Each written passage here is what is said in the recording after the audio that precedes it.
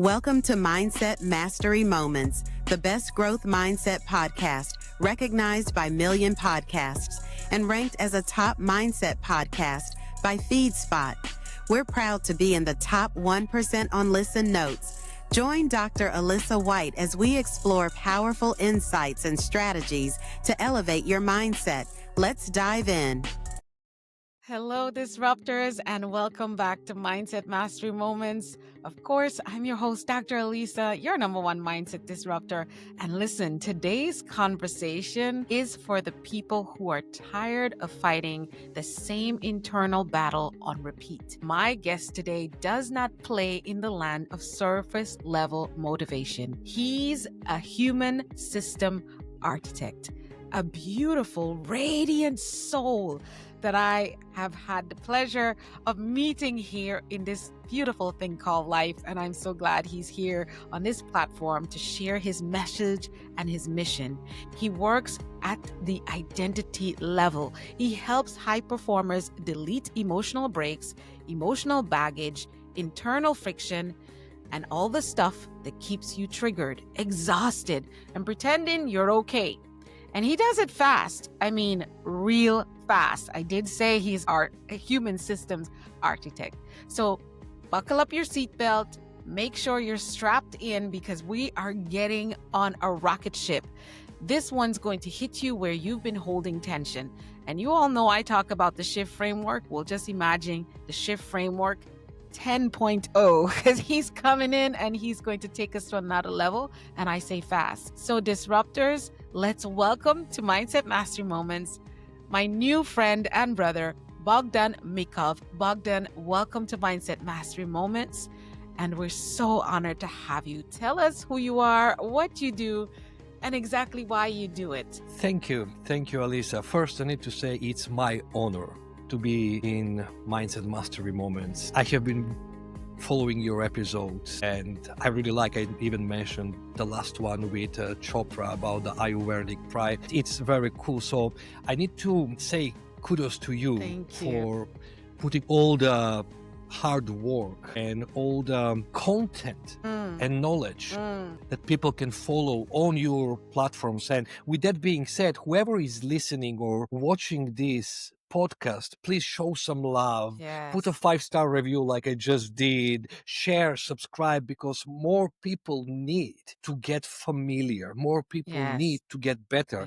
It's in our nature to grow, to learn, and to expand. And Dr. Alisa is a person that actually put all that together. Thank you. From different angles. Yes. Now, when it comes to me, it's very, very interesting, or let's say not that easy to introduce myself, right? Because I can start, I have so many stories. 1,000 lives. However, yes. I lived 1,000 lives. And what I'm going to say is, you know how many high performers, entrepreneurs, and people that are living in a high pressure world, they know how to make money. They know how to grow companies. They have done it already, but they're consistently living under stress, under pressure.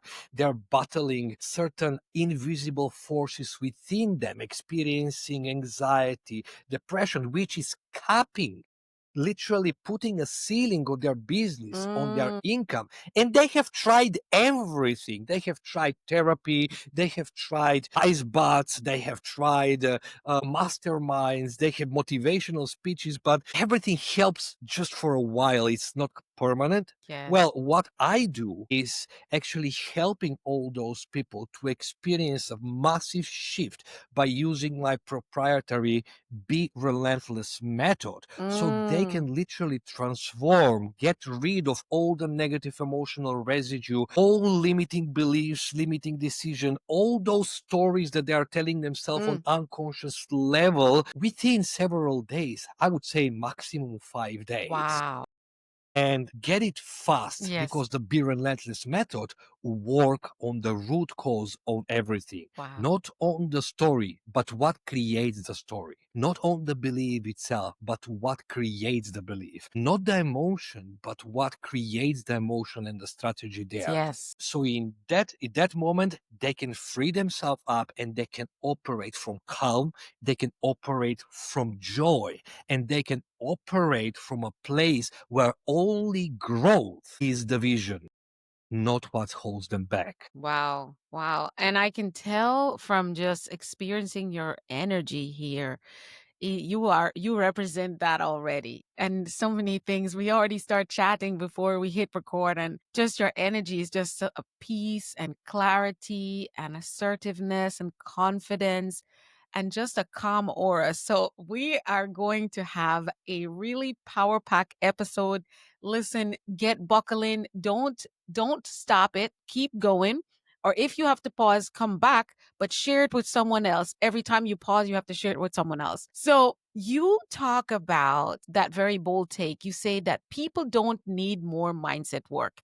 They need deletion. And I'm like, okay, I can get that because in my own journey, I talk about reframing, but there have been some things that I've had to literally, completely, utterly just delete. It wasn't something that I could reframe. It needed to be delete. So break that down for us. What does deletion actually mean in your world? So I will start with a very funny analogy. It's not an analogy, actually, it's what I'm experiencing very often. Yeah. Many times a client or a potential client comes to me and said, like, I have this and this issue in the business and I cannot take the next step.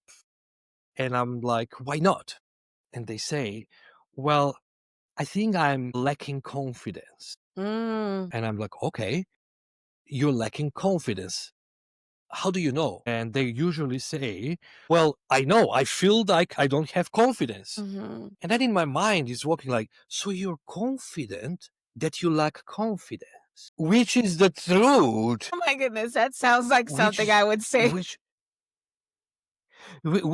is literally the truth. The confidence is there, It's just is misplaced on a different place. So people don't need more confidence, they need less fear. Yes. People don't need more motivation, they need less distraction.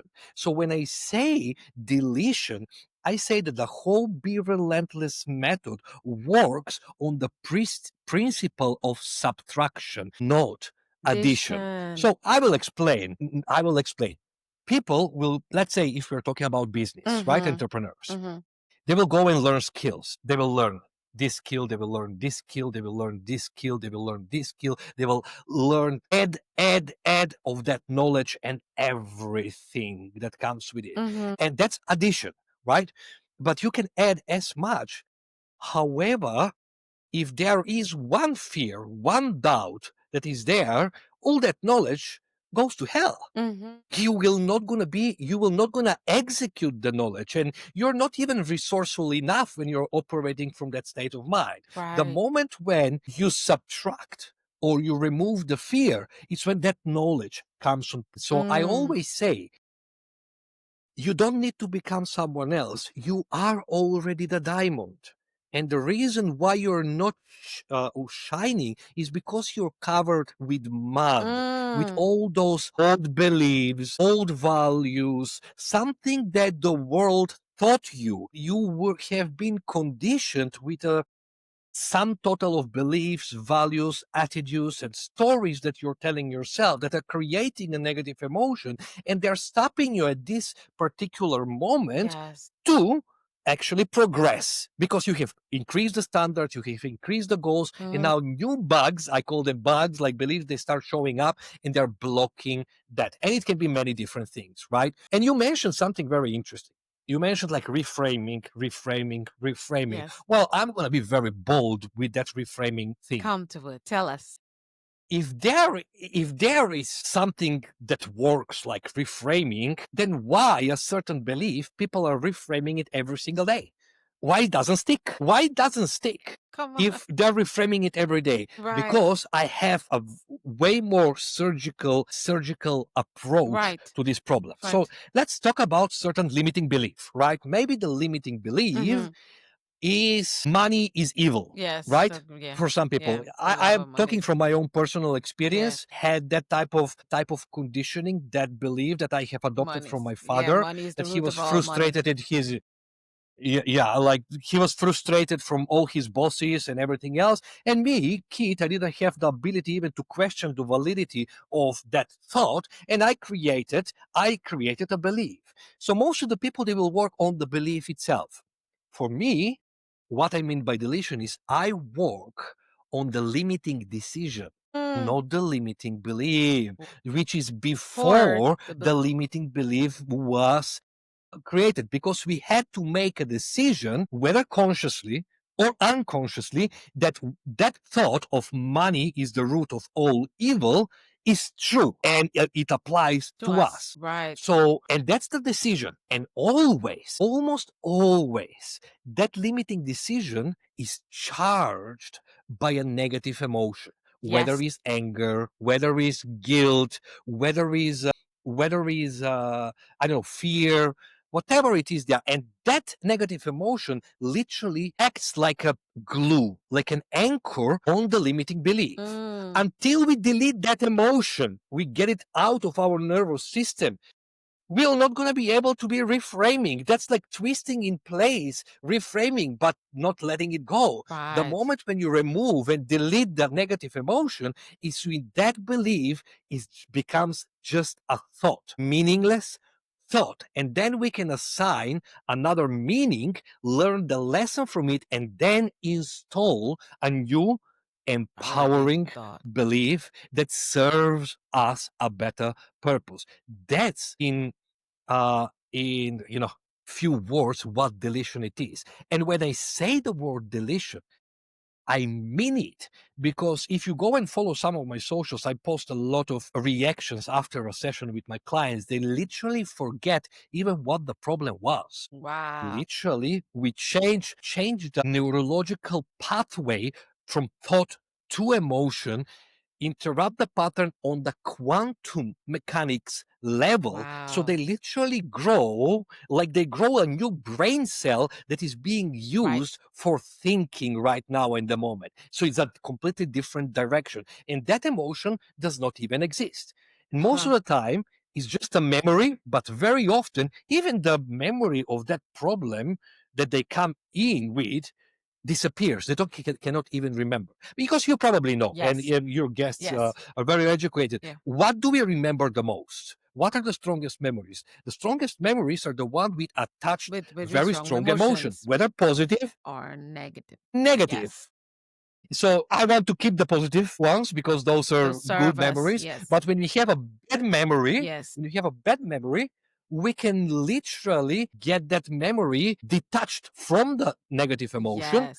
And then it just becomes a memory without meaning, without an emotional charge, and we can do whatever we want to do with it.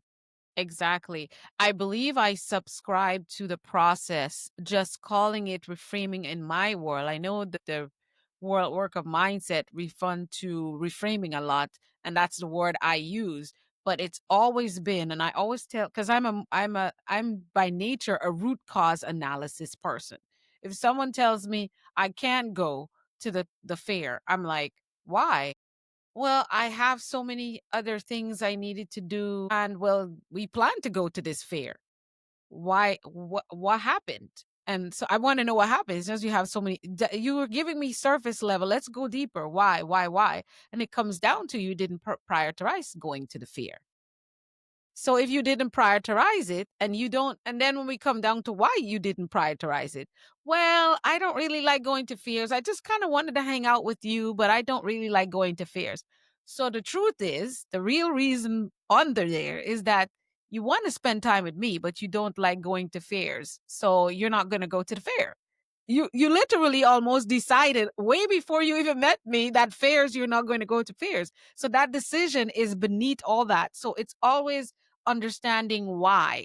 But for me, who is disappointed that you're not coming with me, I'm making a decision that you are not going to always be truthful in the journey with me. So now I'm going to address that. Listen, you can always tell me Bogdan, you don't want to go. You don't want to go. It's fine. I am fine with you telling me the absolute truth. So now we have taken our relationship. We didn't reframe our relationship. We clarify. We delete the aspect of you feeling you have to be untruth or not 100% truthful with me. But in that scenario is why I give that scenario. What I find is it is so hard for us to get to the root of what is truly we need to delete or reframe, whatever we call it. But What is that? I would say even first the labeling is very hard.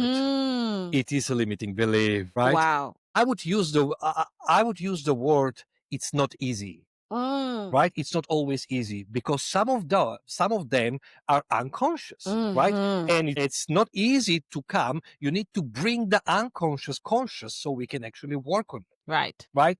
That's, let's say, the most known way how to do it. Now, in that process, some people would have resistance. Right. Right? In that process, some people will have resistance. And within that process, there might be also a secondary gain. If they open up, it may mean something bad for them. So the resistance is even bigger and even bigger and even bigger. However, the beautiful thing is there is a tools and there is, how to say, techniques and modalities that actually don't need for you to become conscious of the problem, but you instruct the unconscious itself on a very symbolic level to go back, find the root cause, and then deal with it when it comes. So there is a ways. Now, if it's a conversational type of session where it is, we can really dig that deep in it. You just need to know where to look for. If you're a doctor, if you're a surgeon, you press until it hurts, right? Now, not necessarily that's going to be that way, but you will need to really dig deeper. So let's say about that fair. They said, I don't like going at fairs, right? The US, like, okay, why didn't you tell me? Right. And then, like I was afraid you might get angry at me, right? So there is a fear. And then will come like, okay, if I did get angry at you, what would that mean about you? And then they say like, oh, that I am not good enough. We have a very deep limiting belief there. And then you even go deeper. You want to say you're not good enough for me, or you are not enough as yourself. Wow. So there is very big difference in that moment. And when it comes to the point of, oh, I think I am not enough, that's a primordial limiting belief. It's a very, very deep engraved limiting belief. And you work with that. That belief, I don't like fairs, I don't like this, I want to be with you. That doesn't matter. That I am not enough. When you deal with that, everything else that follows that collapses. Oh, that is way after deeper. Yes, because it will reframe, it will delete a whole lot of drama from a whole lot of places when you are able to identify, I have a belief buried within me that I'm not enough. Wow. Those beliefs are very funny. Like, kind of, I see them like entities, right? Like, visually in my mind, they're like entities. So those beliefs are very funny because there is different beliefs that they buddy up, they create their own network, and they are serving the same master. So that they're like branches from a core. Right. They're coming out and they're supporting the master consistently, which in this case, like we mentioned, like I'm not good enough or I'm not enough. And all of those that are like branches. Sometimes people that do not really do the work that I'm doing, they will going to get on one belief, on second belief. That belief goes away, but then in different areas of life, in different problems, that shows up again. And that's why people keep on looping, keep on doing the same thing because they haven't killed the master, Yes. and nothing survives that after that.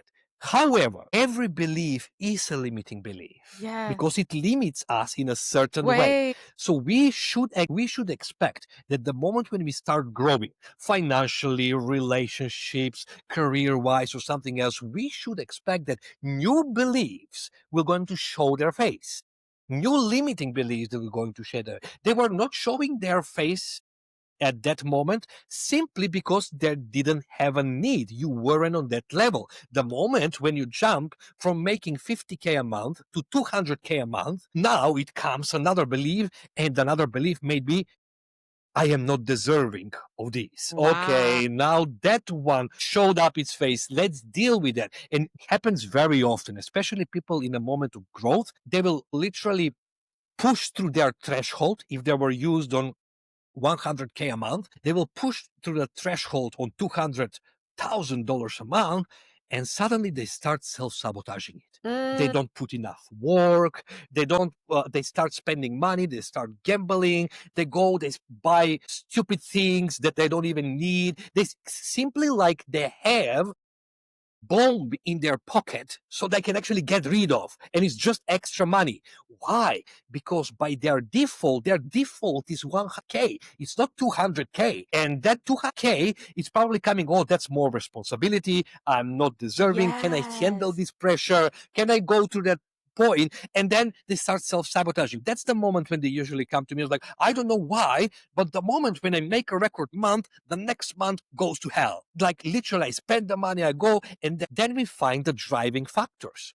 Is their driving factor, is their motivation running away from pain or running towards pleasure? Most of them, it's running away from pain, which is in their mind is not, I want to be rich. In their mind is, I don't want to be poor. And for them to find the motivation, what they need to find the problem consistently so they can actually do something. That's why they spend the money, and the moment when they feel, oh, I'm poor, okay, now I will work again. But that's like 3 steps forward, 2 steps back, and they keep on sabotaging themselves. And that's a very uneasy place to be when you're consistently looking for a problem, because that's what you need. The moment, and that's part of the value, right? In the value of money, let's say, the moment when we shift to be like motivation to be running towards pleasure, then you're instructing the mind, the brain, and everything to go in that direction. And then you're not a problem solver anymore. You're a solution finder. And it's way easier to be a solution finder rather than problem solver. Feels better. It's effortless motivation, and you keep on going, and you're appreciating every step of the way. Yes. So let's get into the part you talk about identity friction. And I'm pretty sure you already started to talk on it, but I wanted to make sure we got that piece of your work. You've used this phrase a lot in your work. What does that actually feel like? And how does someone know they're living with identity friction? Well, let's discuss first what identity it is. Right.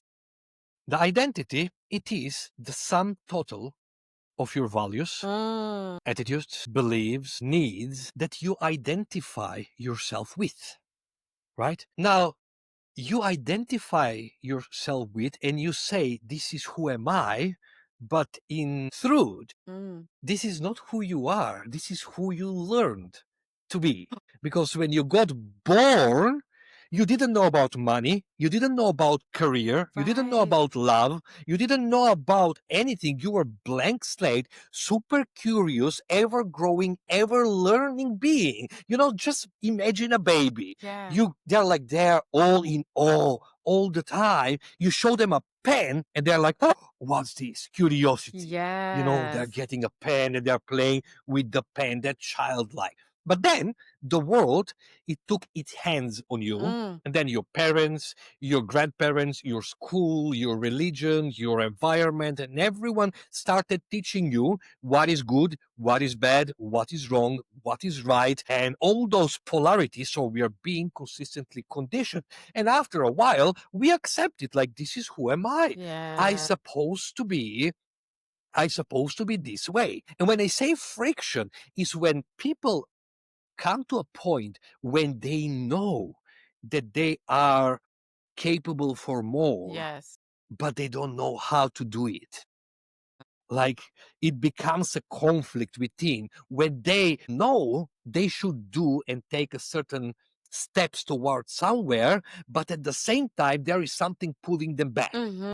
And that becomes a friction within us. Let's say one of the very, very common, let's say, things that I see when a clients are coming to me is that inner conflict, right? So I will give you an example. I had a lady in her mid 50s, 8-figure entrepreneur, Mm-hmm. right? Super successful, super loved, beautiful soul, but living a very miserable life. Mm. And when that miserable, when I say miserable, she wasn't happy. She was consistently buying things. She was consistently doing things. She has all the money that she can do it in the world for her own lifestyle, but nothing allows her to experience a certain joy or a sense of life. Mm. Then with a small little work, we discussed, we figured it out. There is one inner conflict inside, and this is exactly what the inner conflict is. So she's half European. I'm not going to mention the country. Right. Half European, and from her mother's side, and from her father's side, she's from the Arabic world, right? So now she wants to honor both sides. Yes. So she wants to live the European lifestyle. Mm. She wants to have that European lifestyle when it comes to adopt those values about marriage, kids, appearance, and all of that. Mm-hmm. But she doesn't want to offend her father, who is heavily religious. Now, from the other side, she really appreciates the Islamic part of a family and father figure and anything else, but she doesn't feel free at a certain moment. And that becomes identity friction in between. And that identity friction is like you are on a T junction. So you have left or right, but you're in the middle and you cannot make a decision. Right. That can be devastating. And I will tell you for sure that inner conflict, unresolved inner conflict, not only mess up with your whole decision making in anything, love, career, and everything, it messes it up. It messes up with your physical health as well. It does. Inner conflict. My goodness. Inner conflict, for many years, inner conflict can lead to autoimmune diseases, Yes, I've which lived we it. know that they aren't very easy to deal with, Yes. especially for a person that has it. Yes, And in many other dis-ease, yes, I call it dis-ease. with a That's dash it. in between. That's it. My too. In other dis-eases that can lead. Now, by themselves, it's a very, very challenging take to actually overcome, because no matter what decision you will make, on the back of your mind you will always going to have something that is pulling you on the other side. Yes. And that happens for you. You are not going with the full congruency in the decision that you make. Now imagine those two behaviors, two desires, two opposites, call it polarities. Right. They are creating a friction. Yes. Consistently. My job, it is to integrate that two polarities, to become one. And analogy-wise is to become the both head and tail part of the same coin, yin and yang. Yeah. So they are not opposite, but they're working together. In synchronicity. Because in fact, it's there in synchronicity. In fact, there is no head or tail. It's head and tail, part of the same coin. Right. It's part of the same whole. Yes. And if you really think, polarization of the things of wrong and right or good and bad is just a conditioning, no such thing exists. Right. It's a matter of perception. Just think of it. If there is not something that we perceive as bad, yes, the word good itself loses its meaning. yes. So to experience good, you need to have something to relate opposite to, so you can make the difference out of it. But they are not opposites. They work together as a whole. The moment when you integrate these two parts, two polarities, It's when congruency kicks in. So no matter what decision you take, you go all in. Whether you want to be a European or you want to be an Arab, or whether you want to scale the business, whether you want to fire your CEO, whatever you need to do, you go with congruency. Oh, I It love might it. not get you the results that you desire, but will definitely teach you a very valuable lesson how congruency looks like. In Yes. my mind, I don't see problems. I call them results that I don't like. That's my label. Love it. I'm I don't call borrowing it a that. problem. I call them misfires, but I love that. I call it results that I don't like, right? Results I So don't it seems like. I don't like. And I was like, okay, I don't like this. What should I do to actually change towards results that I do like? And just shift towards there. And it's, yeah. My goodness. So pause right there. You are describing something most people normalize. Why do you think traditional self-help keeps people stuck in management mode instead of actually ending the issue? Why do you think that? Well, I mean, I'm have seeing the difference just listening to you. have my own opinion, and this is just my own opinion. Yes. Doesn't need to be true for other people, but this is my truth. First, we don't know what we don't know. Right. Some people are not aware that there is something better out there. I mean, people were laughing when the light bulb was involved and they were pitching the idea. Yes. People were laughing, what type? Without candles, why do you need even a light bulb? Right? Yes. So they were laughing in that, and we found the value after that. Some people, they don't know. Another, I call it modality ego. Some people will going to get stuck into a certain modality and they will say, this is the thing. Let's say traditional therapists will say, I went to university 4 years and this is the best thing to be done. Cool. And they don't even open themselves for learning something more and something different. Or someone will be a hypnotist. Hypnosis is the best thing best in the thing world. ever, Well, yes. it's a great thing. I use it. I love it, but it works on a different layer from some of the other tools. So why not learning something more? Then you go to NLPer. NLPer will going to tell you NLP is the best thing. Yes, Right? exactly. Now, I don't have that type of ego about. That's why I started with NLP, become a master NLP trainer, Yes. then become a master hypnotist. Then I went in cognitive behavioral science. Then I went in polarity study, then in quantum linguistics, and I'm still learning. I traveled the world, Yes. absolutely everywhere, to learn anything that is not in the mainstream. So that is the second point. And the Yes. third point is that the third opinion that I have is people want to keep you as a monthly recurring revenue. Come on. People want to keep you, right? So here is the thing. Because if you don't show up the next week, they're not making money. Come on. So they need to. And I'm not saying that everyone is like that. And No, but this the may be just majority of the mainstream. Yes. misconception. Yes. Mainstream, they will going to keep you and they will create a certain program. Yes. I don't know, it's a sound healing, and they will keep you for you to go to a sound healing every day. Yes. That's all good. Which is It's a dependency. coping mechanism. Yes. It's a coping mechanism that soothes, it helps, but does not delete the problem at the root. Right. So you're going to be create on a repeat. dependency on Something else. on that coach or that person. Yes. You get a dependent, and so you need to keep on paying them. In my world, that doesn't exist. Me either. And I have I'm not doing colleagues in my world. It's like this. I have colleagues that are from the coaching world, and they look at me and they treat me like I'm crazy. Yes. Like, man, like, why don't you? I was like, man, I want a client when they come to me, they spend 5 days with me. That's a 15 hours that they're going to spend with me.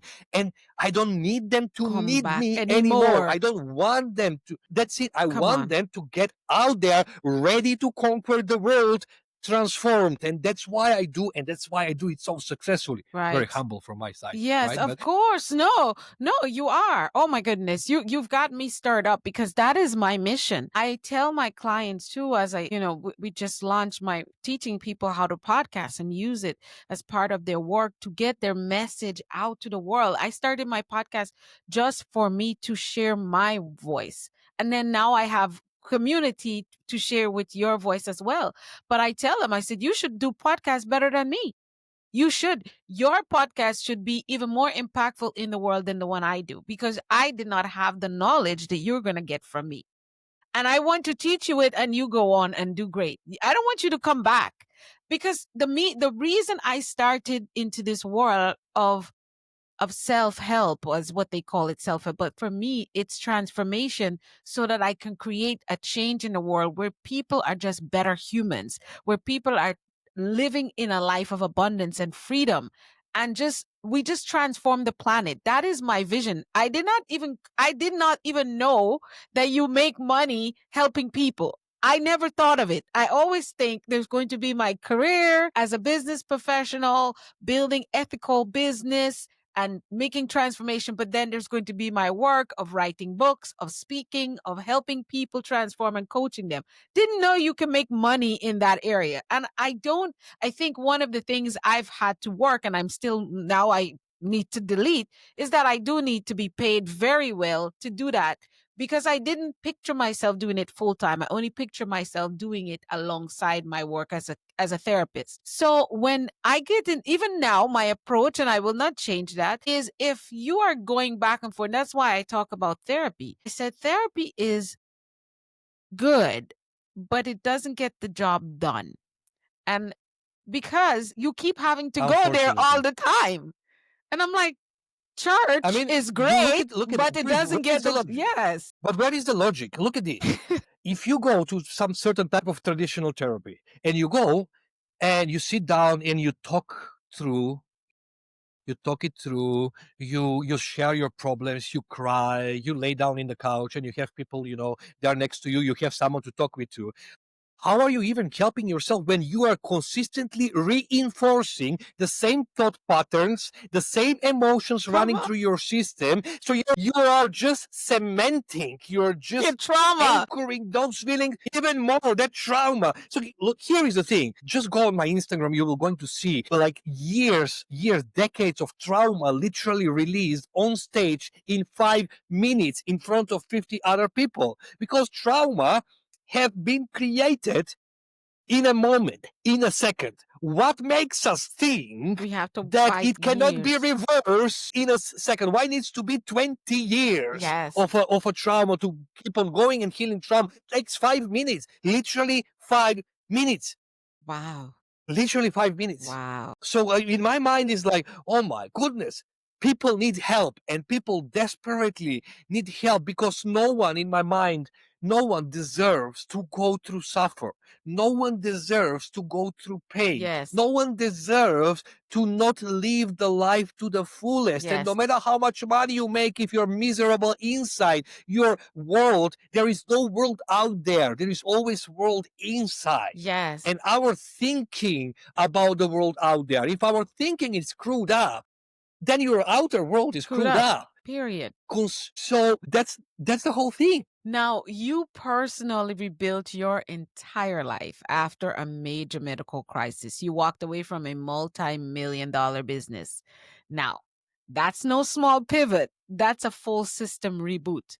Walk me into that season. What did that moment force you to face about your own self? Because obviously you did not realize this powerful method of healing, recovering, and ultimately creating a life that you can only dream about. Most people just why can I feel happy? They have money. They don't have money. Why can I have money? Now they have money. Why am I not happy? But you rebooted. As a matter of fact, you regenerated your whole system. Tell us about that. Yeah, I literally got obsessed with that part, and it was a wake up moment when I finished with a stroke on a very young age. Wow. So at that point, I was in Dubai, and I was building a big career here. So I was director of operation and acting CEO of one of the biggest hospitality companies in UAE in general. So I was having more than 700 employees. Don't take me wrong. It was a lot of work, a lot of hours, no holidays and anything, but I was conditioned that I just need to push through. I need to not give up, and I need to go suppress emotions, all of that part. Along the way, I destroyed so many relationships of mine because I was money oriented and all of that part. And there was a moment when, look, I was having a very good income with the position that was coming. I was driving a Porsche GT3 RS, which is $300,000 I was I living in a know that penthouse, vehicle. and I will come back at home and I feel empty, Hmm. and I would feel disconnected from my core being. And all I did, it was working. I built myself an inner invisible prison because my belief system was adopted from my father, that I need to study hard, that I need to Work work hard, I hard. need to climb the corporate ladder, and then get to the retirement and then enjoy life when I'm 65. That was the condition. But my body Mm. talked to me.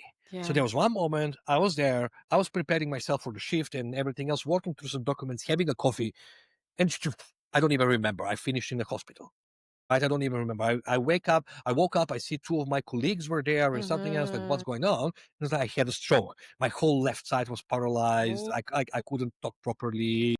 My left arm and my left leg was so weak and anything. And being a professional athlete before that, I felt very, very, very ashamed of myself being that way. And then I hit a friend of mine, and she was like, "Bogdan, like I went on one event. It was like a seminar about neuro-linguistic programming, and I was like, what the hell is neuro-linguistic programming in that moment?"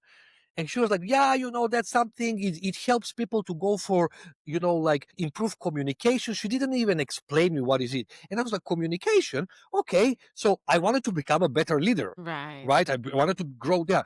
Communication. I was like, okay, cool. That's not a problem. I will go. It was 10 days. I remember 10 days, like 12, 13 hours a day, like a seminar. I took days off. I was still under recovery from the stroke. And I went there to learn communication, just to discover how limited and, pardon my French, but how fucked I was inside. How Yes. much I was holding, how many things I didn't know. And Right. that was like a literally mind opening for me. Wow. And I got out of that seminar. I came out and I quit my job the same day, like when I finished everything. I was like, I'm not putting myself there. I know what I want right now in the moment. And it was the moment when I started, like I started my coaching, right? Mm-hmm. And I started my coaching. And there was a moment when I paid a mentor, which was a business mentor in that moment, because I didn't know Anything anything how about to this? Yeah. develop a business. I had no idea.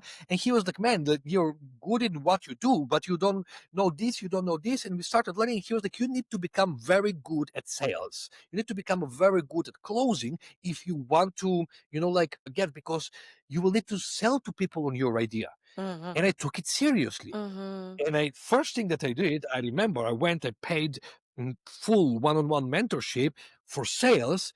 And then I was like, let me practice a little bit. And I got a remote sales job, like a gig.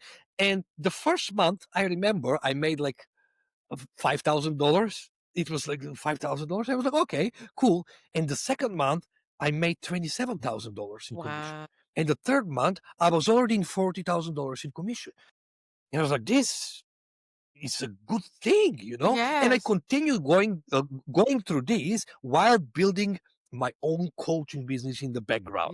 So Yes. I got into that part, and I realized I'm having more rapid results than the others in the new industry, simply because the way how I Think. think. So I need to study this. I was like, let's say this part. So then from NLP, I went to hypnosis. From hypnosis, cognitive behavioral science, and from there, just I started piling up knowledge, tools, modalities, and everything, so I can become better for myself first, and then I can help my clients. Yes. And it came a moment I was like, listen, I'm enough even with doing sales for someone else, because I find a pleasure, massive pleasure, in seeing a client transforms in front of Yes. my eyes. Yes. Clients that comes in pain and literally gets out without pain. And Yes. I was like, this is my mission at this moment. And that's why when I started going all in, and literally in 4.5 months, I built up that business to 7 figures Wow. when it comes to a new business. So it was not my Get it. knowledge about how to run a business. I have no clue even how to run ads, if I'm being completely honest, Come right? on. You're I have talking to no me. clue about that part. but it built up because it was the approach that I was having towards business. Yes. Because that's why now I don't help people with their business. I recode the human that is running the the business, the business. human behind the business, so they can operate from a completely different level of awareness, congruence, confidence, joy, peace, and pleasure while they're taking care of their health, which Oh, is the most most important. important thing. Yeah, that's the vehicle. Wow, that is so deep. You have made a case in this segment about overthinking, burnout, and anxiety. That you said in your work, you say that it's not a mindset problem, it's a system glitch that we have. I love that concept. Can you help us unpack that? What do you mean when you say burnout is actually a glitch, not a personality flaw? But here is the thing, burnout, I don't believe in burnout. There is no burnout if you're operating from peace. Agreed. Burnout experience, people experience burnout when they are operating on their day-to-day from a fight or flight mode. What is Yes. fight or flight mode? They're experiencing severe, irrational, negative emotions, whether it's anger, whether it's guilt, whether it's shame, whether it's fear, whether it's shame, and they're experiencing that Guilt. consistently. Yeah. And what happens when the moment when they go into fight or flight mode, the systems for growth, they got shut down. First thing that shuts down is your digestive system, which means all the good food does not being delivered as an energy to your cells. It just gets transformed into fat in your stomach or goes to the bowel outside. So you're not using it. That's why people start feeling chronic fatigue. That's why they Mm, and then the second system that shuts down is the immune system. And if the mhm, immune system shuts down, first, obviously, there will be some who is going to fight those little bugs, viruses, bacteria, germs. Who is going to fight? Immune system is shuts down. mhm, And it comes to the point that you cannot even recover. If the immune system does not work, recovery after working day is very slow or inexistent. That's mhm. why people sleep 16 hours and they still You feel wake up tired. we're super tired, and Yes. that's experiencing a burnout. Yes. Third point that shuts down is your intelligence.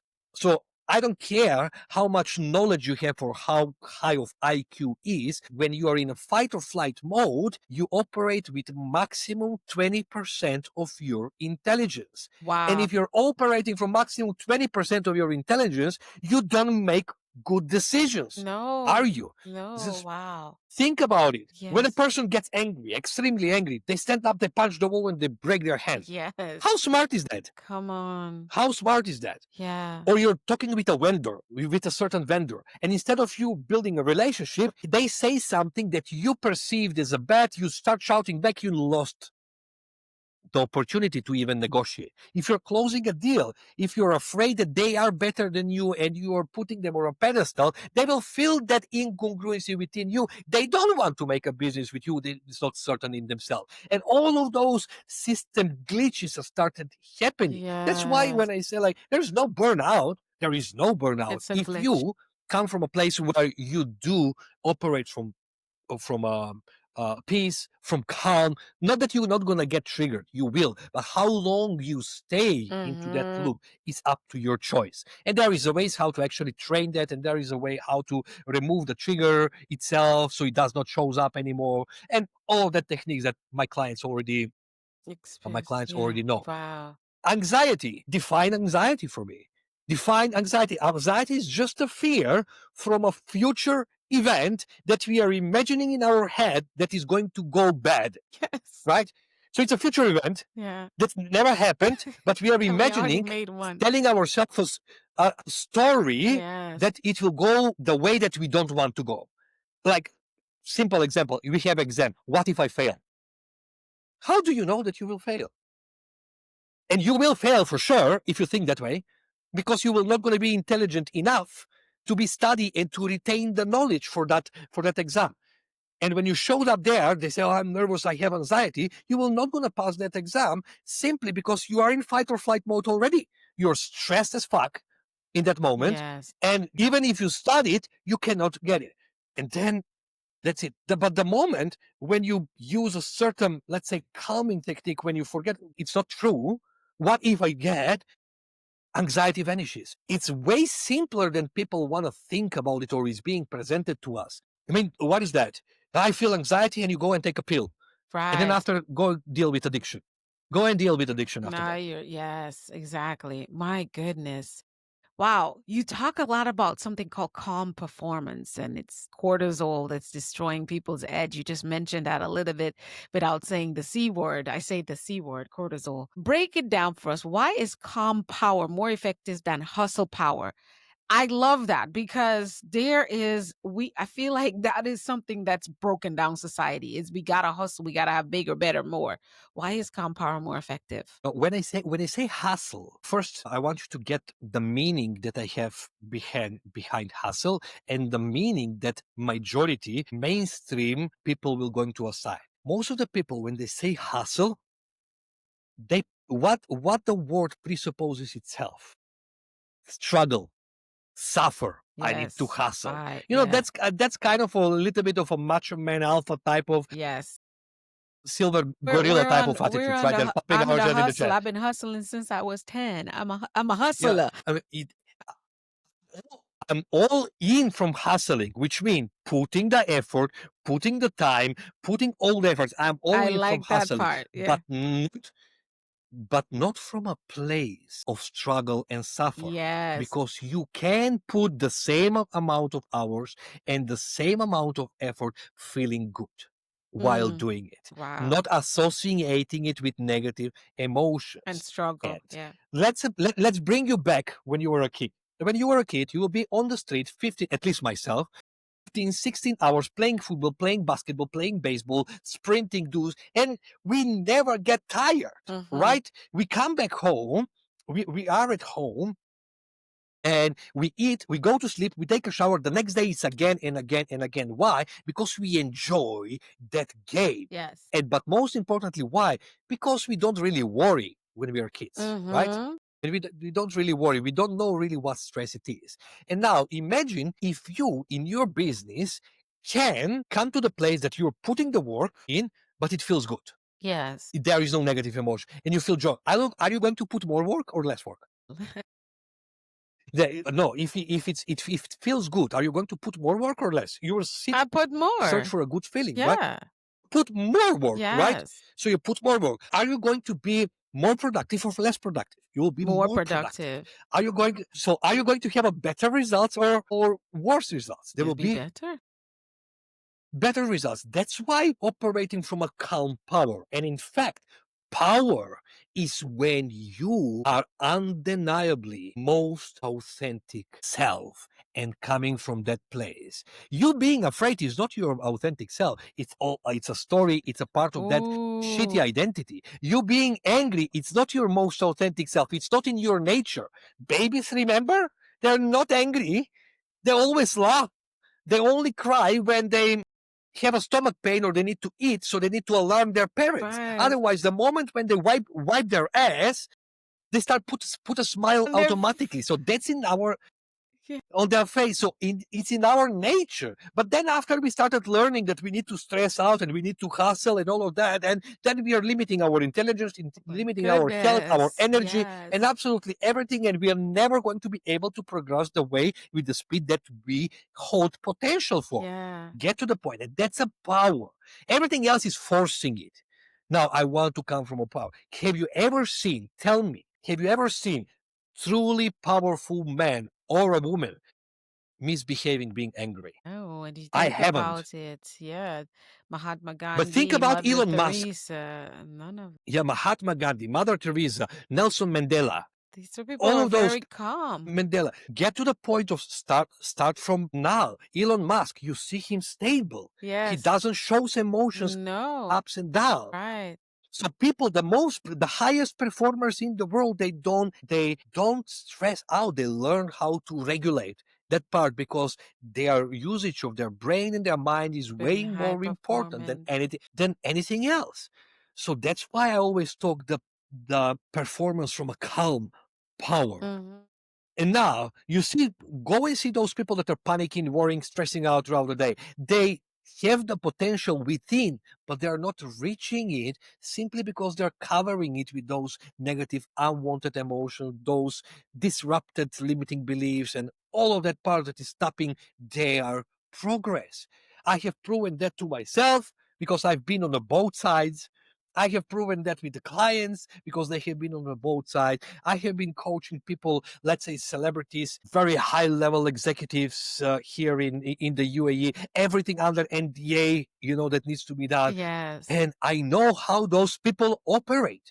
I'm not saying they're not working. They're probably working more than anyone Most else of that I have us, known, yes.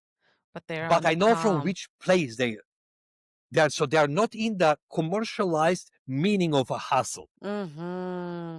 That's why I never say you need to work hard. Work the right amount of time, put the right amount of effort that is aligned with your goal. If the goal is big, You, right amount you of have to effort go and right more. amount of time will be different. But But don't say I default, need to work hard. your operating system will determine how effective you are with the time and the effort. And I can say that to be true because I call it spinning my wheels. I've spun my wheels. I've worked hard and don't have anything to prove for it because I'm working from a place of fear instead. Oh my goodness, I could see it. We have so many people that are leaders and high achievers in my audience. Many of us hide behind the word productivity while what are we really covering up when we are like, Well, I'm being productive and I don't have time, I'm busy, but still not getting results. What are we really hiding? well, that can be multiple things, Yeah. right? I'm being productive. I mean, what even productivity means. In my mind, it may mean one thing, in your mind can mean different things. Now, here is the thing. Are we telling the truth to ourselves or Mm, are we lying to ourselves and we are wearing a mask, right?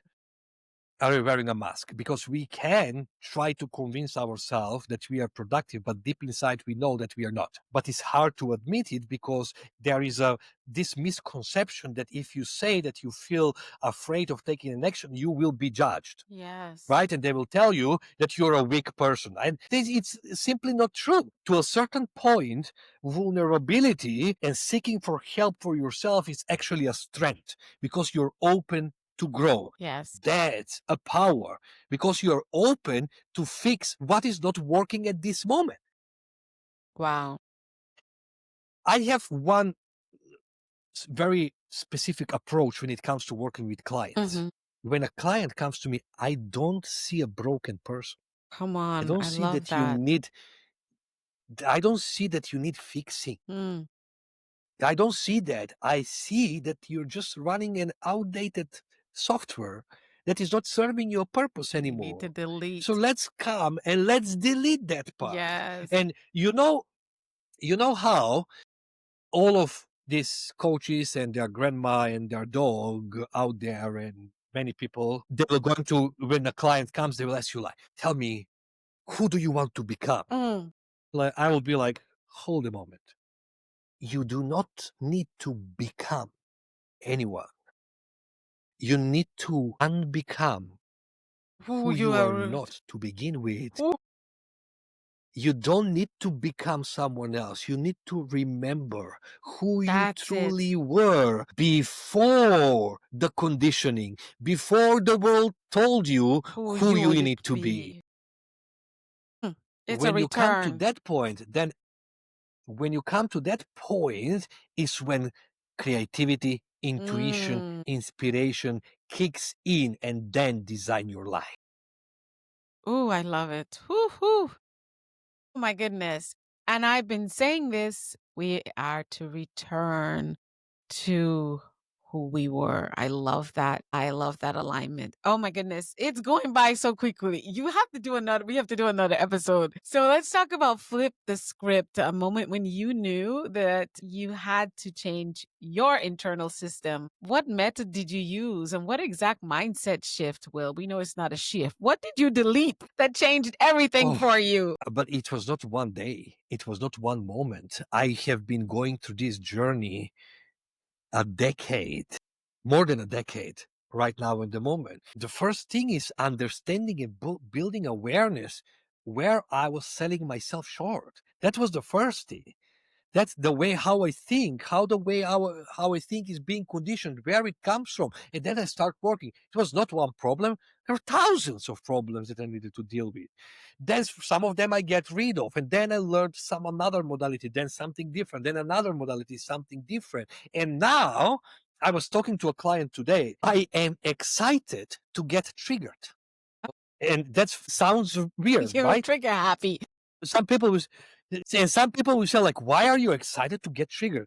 Because my unconscious mind tells me exactly there is something else that I haven't looked at. So I can improve and I can get better. I can get in and I can delete it within myself. Because what is emotion? Emotion is a feedback mechanism for the quality of your thinking at a given moment. It's just a feedback mechanism. So your unconscious mind presents it, if it's a negative emotion, presents it like pain. So the moment when it shows up, it's a perfect alarm. It says, your body tells you, your unconscious mind tells you, hey, ouch, this hurts. Stop thinking this way. You're hurting yourself. And then I just go in and I was like, okay, why? What's the belief that supports this emotion right now at the moment? Okay, it's this one. Okay, let's deal with this. And I know that I have just grown. Yes. So it's what I'm talking. It's nothing like positive thinking or not caring or running away from emotion. Yeah. It's about recognizing it, appreciating it because it showed you that there is something there, and then deal with it. Exactly. Simple. Yes, because we rebuild from the inside and success starts to look different. So, what is your definition of success now in your life? The ability to do what I need to do when I need to do it. Wow, that is so I'm taking that in. I'm taking that in. That is awesome. What is next for you in your journey? God knows. I learned to be completely detached of certain expectations and to be completely detached of a certain planning, because that's what keeps me very present in the moment and I'm enjoying every step of the way. Now I do have a certain desires and I do have a certain plans. Let's say from next year, from 2026, I will start my own certification of the beer and lentils method. Yes. So people can actually learn how to do what I do. And all of Yes. that is going to be more into a group setting events, live, in Count me person, in. building a Count me in. absolutely. And probably the first one is going to be in Bali. You will love it. Oh, yes. So starting with that point and to spread the mission. So if they are coaches, they can do it with their clients. Yes. If they want to do it for themselves, they can do it for themselves. If they want to do it with their friends and families, they can do it there. Or if they want to start a business out of that, they can start doing that as well. I don't Yes. care how they use it and what they It use it. needs As to soon go as they're doing further. good Yes. with the people, as soon as it helps other people, I'm happy. My mission is fulfilled. I can't wait for that. Oh my goodness. Ooh, this is so powerful. So before I cheat, I need to give you 90 to 120 seconds. I love to put those heavy numbers on it.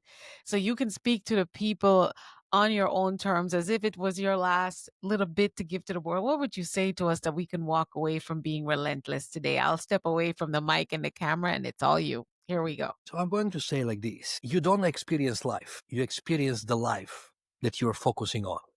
You're incapable to experience the world outside of you directly. You're only capable to experience your own thinking about the world, which means your thinking produces your feeling and you're consistently living in the feeling of your own thinking.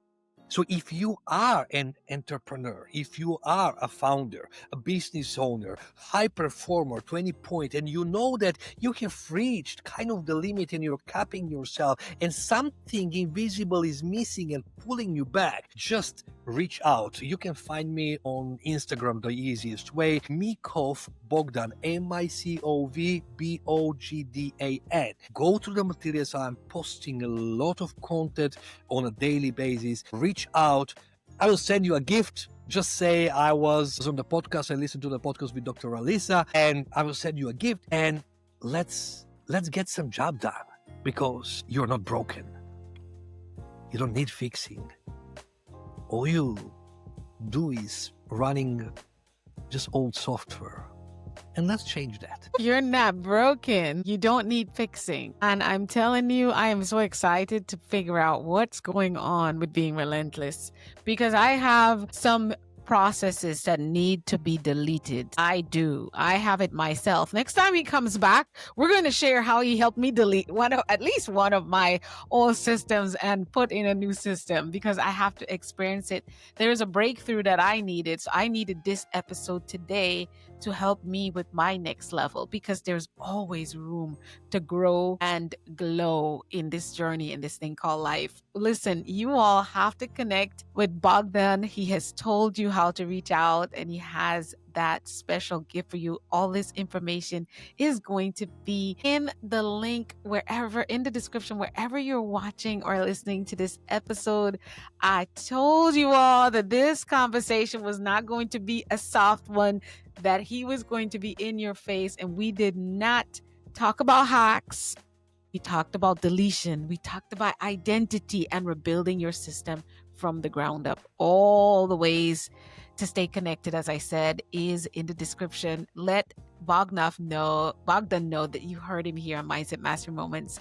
Bogdan, thank you so much for teaching us what we needed today to help us challenge those limitations of just repeating cycles and wearing masks and being inauthentic to our own selves, and giving us a few breakthroughs that we can actually reboot our own system. Thank you so much. It was a pleasure. Thank you. Disruptors, we'll see you on the next episode. Keep mastering your mindset. Think, speak, do become. Yes, Bogdan is going to be back on Mindset Mastery Moments. I am promising on his behalf. That way he cannot escape me, because I know he's busy doing a whole lot, but he'll be back with us. You'll see us real soon. Bye-bye. Thank you.